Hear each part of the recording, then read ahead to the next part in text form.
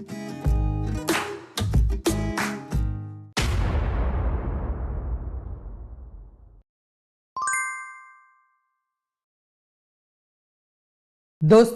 नमस्कार। गुरु एक ऐसा शब्द है जो विश्व के सभी धर्म, सभी संप्रदायों में बहुत ऊंची पदवी पर रखा जाता है। हिंदी में, हमारे हिंदू ग्रंथ में एक श्लोक भी है जहाँ पर हम गुरु को ईश्वर से भी बड़ा बताते हैं।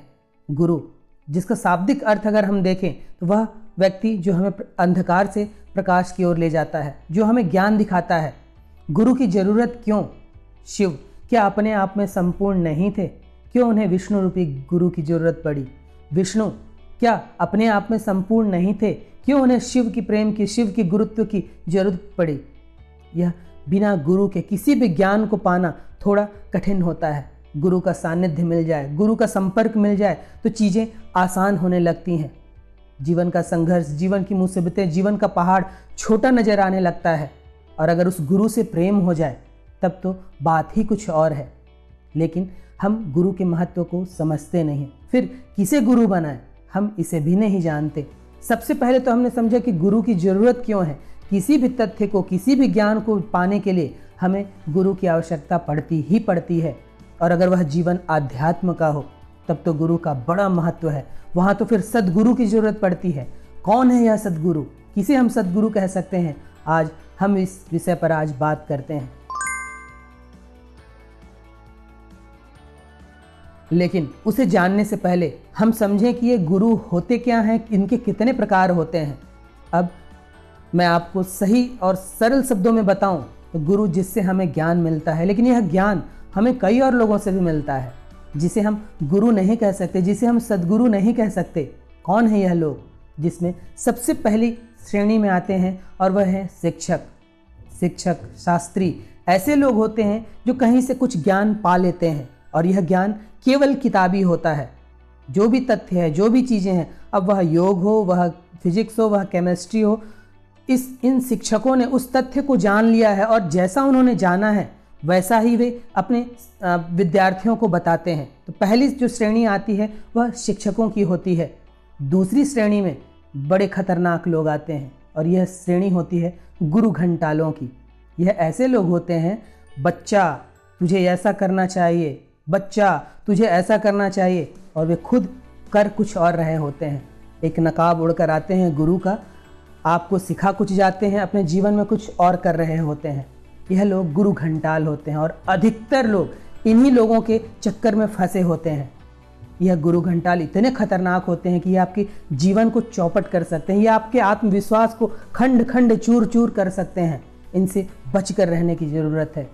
तीसरी कैटेगरी, और यह हमें बहुत आसानी से मिल जाते हैं, और यह लोग होते हैं मुफ्त के सलाहकार। आपको कुछ समस्या आई नहीं है, आपने कुछ बात की नहीं, ये मुफ्त में सलाह देने को तैयार रहते हैं। यह मुफ्त सलाहकार भी एक तरह के गुरु होते हैं जो हमें कुछ सिखाते हैं। अब आपके ऊपर है कि आप इनसे कितना सीखते हैं। चौथी श्रेणी जिसके बारे में आज यह वीडियो है और वह है गुरु की, अर्थात सद्गुरु की। कौन है यह सद्गुरु? किसे हम सद्गुरु कह सकते हैं? क्या हम किसी को भी सद्गुरु मान सकते हैं? नहीं। सद्गुरु वह होता है जो अपने अनुभव की बात कहता है। वह किसी की सुनी सुनाई बात पर विश्वास नहीं करता, पढ़ी पढ़ाई बात पर विश्वास नहीं करता। वह जिस जीवन को वह चुनता है, जिस जीवन पर वह चलता है, उसी को आपके सामने रखता है। और ऐसा सद्गुरु ऐसा नहीं कि कुछ और बता रहा है, उसके जीवन में कुछ और हो रहा है, सिखा आपको कुछ और रहा है। और यह सद्गुरु आपके सफ़र का हमराही होता है, यह आपके साथ हम सफ़र होता है। आप जिस डगर पर चल रहे होते हैं उस पर वह साथ साथ होता है। अंतर सिर्फ यह होता है कि आप कुछ कम जानकारी रखते हैं, वह कुछ और जानकारी रखता है, क्योंकि उसने उस रास्ते पर चलकर उसका अनुभव ले लिया है। और यही श्रेणी होती है सद्गुरुओं की। तो यह 4 प्रकार हमने गुरुओं के जाने: शिक्षक, गुरु घंटाल, मुफ्त के सलाहकार और सद्गुरु। हमें तलाश सद्गुरु की रहती है। जीवन अगर आध्यात्म का जानना हो, योग का जानना हो, गूढ़ रहस्यों का जानना हो, तंत्र का जानना हो, तो हमें सद्गुरु की ज़रूरत पड़ती है। बाकी क्षेत्रों में शिक्षकों से काम चल सकता है, लेकिन बात अगर आध्यात्म की हो, योग की हो, तंत्र की हो, गूढ़ रहस्यों की हो, तो बिना सद्गुरु के फिर डगर बहुत कठिन हो जाएगी। डगर पर पल पल में कई बाधाएं आ जाएंगी और यह बाधाएं आपको तोड़ सकती हैं। अब इन सद्गुरुओं को ढूंढे कैसे, कहाँ मिलते हैं ये, इनकी पहचान क्या है? इसको जानने से पहले हम समझें कि अगर आपकी प्यास, हमारी प्यास सच्ची है तो यह गुरु हमको मिल ही जाएंगे। फिर ये गुरु घंटाल हमें अपने चपेट में नहीं ले सकते। और अधिकांश लोग गुरुओं की तलाश में कुछ अच्छा करने के चक्कर में इन गुरु घंटाल के चक्करों में फंस जाते हैं और ये गुरु घंटाल इनको मंगलवार, गुरुवार, शनिवार, ताबीज, तंत्र, मंत्र, इन सब के चक्करों में पड़कर इनका जीवन चौपट कर देते हैं। इनके आत्मविश्वास को इतना चूर चूर कर देते हैं कि जीवन में कुछ छोटी सी समस्या आई नहीं कि ये फिर उन्हीं गुरु घंटालों को ढूंढने लग जाते हैं। तो आपको गुरु घंटालों से बच के रहना है, सद्गुरु की तलाश करनी है। और वह सद्गुरु की तलाश तब होगी जब आपकी प्यास सच्ची होगी। आपको बहुत प्यास लगी है, आप बिल्कुल प्यासे हैं, आपको पानी की तलाश है कि पानी कहीं से मिल जाए। अब कोई आपको लाकर कोल्ड ड्रिंक दे, आप कोल्ड ड्रिंक पी भी लें, फिर भी उससे वह प्यास नहीं बुझने वाली। थोड़ी देर को आपको अच्छा लग सकता है जिन्हें इसकी लत है, लेकिन 5 मिनट बाद, 10 मिनट बाद उस प्यास की, उस सच्चे पानी की, उस मटके की पानी की तड़प, फिर से तलब आ ही जाएगी। लेकिन जब आपकी प्यास सच्ची होती है तब आप पानी की तलाश करेंगे, और जब आप पानी की तलाश करेंगे तब आपको पानी ही मिलेगा और वह पानी ही आपकी प्यास बुझा सकता है। तो आपकी प्यास सच्ची होनी चाहिए। अगर आप उथले उथले हैं, अपने आप को बहुत बड़ा मानते हैं, अपने आप को बहुत ज्ञानी मानते हैं, अहंकार में हैं, तो फिर सद्गुरु को भूल जाइए। एक अहंकारी व्यक्ति को कभी सद्गुरु नहीं मिल सकते। एक मूर्ख को मिल सकते हैं, एक जड़मती व्यक्ति को मिल सकते हैं गुरु, लेकिन एक अहंकारी व्यक्ति सद्गुरु को पाने से हमेशा चूक जाता है। तो आपकी सच्ची प्यास यानी अहंकार शून्यता, जब आप अहंकार आपका सब संपूर्ण रूप से विलीन हो जाता है, तब आपके अंदर एक तड़प पैदा होती है उस अध्यात्म को जानने की, उस स्पिरिचुअल लाइफ को जानने की। तब तलाश शुरू होती है गुरु की। तो सबसे पहली जो जरूरत है वह है कि आपकी प्यास सच्ची हो। अब चलिए, हमें गुरु मिल भी गया, हमने सद्गुरु को पहचान भी लिया, लेकिन उसकी पहचान कैसे करें, कैसे जानें कि यह वास्तव में सद्गुरु है या गुरु घंटाल है? क्योंकि गुरु घंटाल भी सद्गुरु जैसा ही लगता है, उसने ऐसा नकाब ओढ़ा होता है कि लगता है कि यही विश्व का सबसे बड़ा गुरु है। तब हम उस सद्गुरु की पहचान कैसे करें? मैं कुछ बिंदुओं पर बात करता हूँ जिससे आप आसानी से इन सद्गुरुओं को, जो भी आपके आसपास हैं, वह कोई भी व्यक्ति हो, वह कोई गरीब भी हो सकता है, वह किसान भी हो सकता है, कोई अमीर व्यक्ति हो सकता है, कोई भी हो सकता है, आप उसकी पहचान कर सकते हैं। लेकिन कैसे? आइए हम कुछ इन बिंदुओं को देखते हैं। पहली बात, सद्गुरु अपने अनुभव की बात कहता है। हो सकता है वह किताबों के विरुद्ध चला जाए, हो सकता है वह धर्म के विरुद्ध चला जाए, हो सकता है वो जो तथाकथित लोग सिखाते आते हैं उसके विरुद्ध चला जाए, लेकिन वह हमेशा अपने अनुभव की बात कहेगा और अपने अनुभव की बात पर वह टिका रहेगा। तो सद्गुरु की सबसे पहली पहचान है कि वह जब भी कुछ कहेगा, जब भी कुछ सिखावनियाँ देगा, वह उसके अनुभव की बात होगी, न कि किताबी ज्ञान।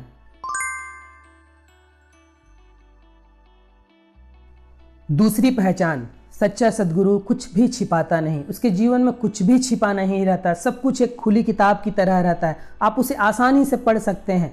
यह सद्गुरु की पहचान होती है। गुरु घंटाल अपने आसपास एक तामझाम बनाकर रखेगा, अपने कई कांड, अपने कई खेल को ऐसे छिपाएगा, लेकिन जो सद्गुरु होता है वह बिल्कुल नकाब रहित होता है। वह जो वास्तविक होता है वही जीवन जीता है, जिसे आसानी से आप समझ सकते हैं उसकी जीवन शैली से, उसकी क्रियाकलापों से। तीसरी पहचान, जब आप थोड़े से शांत होंगे, अपने में स्थिर होंगे, तो ऐसे व्यक्तियों को, ऐसे सद्गुरुओं की पहचान आसानी से कर पाएंगे। कई बार ऐसा होता है कि आप किसी व्यक्ति से मिले या किसी व्यक्ति से आपने बात किया, आपका दिमाग खराब हो गया, आप चिड़चिड़ाने लगे, आप और क्रोध में आने लगा। कई बार यह दूर किसी बैठे व्यक्ति, आप दूर का कोई व्यक्ति है, आपने उससे बात की और 5 मिनट की ही बातचीत में आपकी ऑरा बहुत दूषित हो जाती है, आप चिड़चिड़ाने लगते हैं, आपके काम बिगड़ने लगते हैं। यह कैसे हुआ? इसके ठीक उलट, जब आप सद्गुरु के सानिध्य में जाएंगे, उसके ऑरा के आभा मंडल के प्रभाव में जाएंगे, तब आपके भीतर एक असीम शांति आएगी, आप एक नई ऊर्जा से ओतप्रोत हो जाएंगे, आप में एक नई ताजगी आ जाएगी, सब कुछ आपको अच्छा अच्छा लगने लगेगा, ऐसा लगेगा जैसे समय ठहर गया है, सब कुछ अब खत्म, मैं यहीं पर बैठा रहूं, अपने गुरु के सानिध्य में, उनकी संगत में बैठा रहूं। यह भी सद्गुरु की पहचान है। उस सद्गुरु के पास बैठने से आप एक शांति का अनुभव करेंगे, एक नई ताजगी का अनुभव करेंगे। चौथी पहचान, कई गुरु घंटाल आपको मिलेंगे टेलीविज़न पर, यूट्यूब पर, आपके आसपास के लोगों पर। बच्चा यह नहीं करना चाहिए, बच्चा पराई स्त्री पर नज़र मत डाल, आदत बुरी है यह बदल डाल। लेकिन रात में अपने कोठी में दरवाजे के पीछे से वही काम वह कर रहा होता है जब उस पर काम का ज्वर चढ़ता है। कई गुरु घंटाल आपको बोलेंगे रात में नहीं जगना चाहिए, जल्दी सो जाना चाहिए, लेकिन खुद वे 12-1 बजे तक पता नहीं क्या क्या काम करते रहते हैं। कई गुरु घंटाल आपको मिलेंगे रात को भोजन नहीं करना चाहिए, यह नहीं करना चाहिए, लेकिन आपको चोरी छिपे वही काम करते हुए मिलेंगे। कई यूट्यूब के गुरु जिनके कई वीडियो वायरल हुए, ऐसे तो बहुत बड़े बड़े प्रवचन देते हैं, लेकिन जब वे अपने आसपास के लोगों से बातचीत करते हैं तो उनके मुख से अपशब्द निकलते हैं, गालियाँ निकलती हैं। यह गुरु घंटालों की पहचान है, जो दिखाते तो हैं कि हम बहुत बड़े योगाचारी, हम बहुत बड़े आध्यात्मिक गुरु, लेकिन वास्तविक जीवन में वे एक थर्ड क्लास व्यक्ति होते हैं, जिनके मुख से गाली निकलती है, जिनके मुख से अपशब्द निकलते हैं, बुरी कथन निकलते हैं, जो क्रोध में रहते हैं, रोष में रहते हैं। तो सद्गुरु जो बताता है वह उस पर अमल करता है। अगर वह कहता है कि मोबाइल देखना बुरा है तो वह मोबाइल पर कुछ नहीं देखता। जब वह कहता है कि नशा बुरा है तो वह नशे से दूर रहता है। जब वह कहता है कि प्रेम सर्वोपरि है तो वह प्रेम में जीता है, वह उस प्रेम, वह उसका जीवन बनता है। यह सद्गुरु की पहचान है। जब कोई योगा गुरु पेट निकाल के आपको कहता है कि आइए हम आपको फिट कर दें, आप पहचान सकते हैं कि जिसका खुद पेट बढ़ा हुआ है, जिसके मुखमंडल से दिख रहा है कि यह 8-9 बजे सोकर उठने वाला व्यक्ति है, यह कैसे योगाचारी हो सकता है।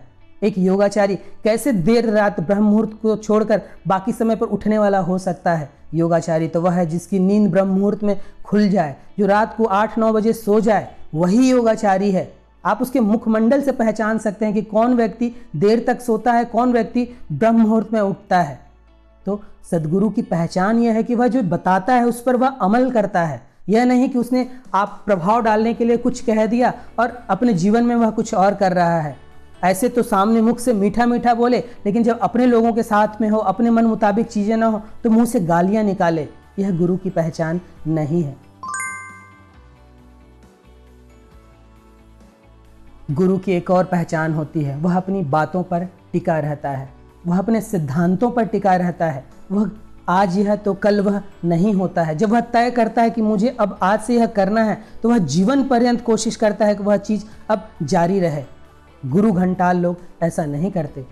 हो सकता है कुछ गुरु घंटाल सुधरना चाहें, अब वे सोचते हैं कि नहीं, अब हमारी जीवनचर्या ऐसी होनी चाहिए, कुछ दिन कर भी लें, लेकिन जब उन पर काम का ज्वर चढ़े, उन पर लोभ का ज्वर चढ़े, उन पर क्रोध का ज्वर चढ़े, तो वे सारे अनैतिक काम कर गुजरें। लेकिन सद्गुरु जो होता है अपने सिद्धांतों पर, अपनी बातों पर टिकता है। उसके चेहरे पर कोई नकाब नहीं होती है, वह नकाब रहित होता है, खुला हुआ होता है। सद्गुरु की एक पहचान और होती है, वह मृदुभाषी, वह मितभाषी होता है, अर्थात मीठा बोलने वाला, कम बोलने वाला। ऐसा गुरु आपको मिले जो बहुत बातें कर रहा हो, दुनिया भर के प्रलाप कर रहा हो, दुनिया भर के तर्क निकाल रहा हो कि राजनीति में ऐसा नहीं होना चाहिए, भारत में, पाकिस्तान में ऐसा नहीं होना चाहिए, धर्म की फालतू की बातें करे कि हिंदू ऐसे, मुसलमान ऐसे, कि सिख ऐसे तो ईसाई ऐसे। वह सद्गुरु नहीं है।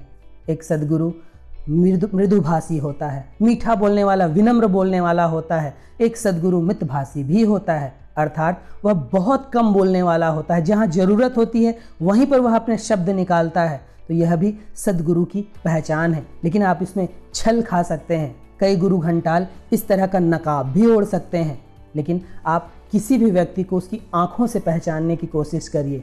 यह शरीर झूठ बोल सकता है, शरीर की मुद्राएं झूठ बोल सकती हैं, एक नेत्र कभी झूठ नहीं बोल सकता। और अगर नेत्र झूठ बोल दे रहा है तो समझिए वह व्यक्ति बहुत बड़ा कलाकार है।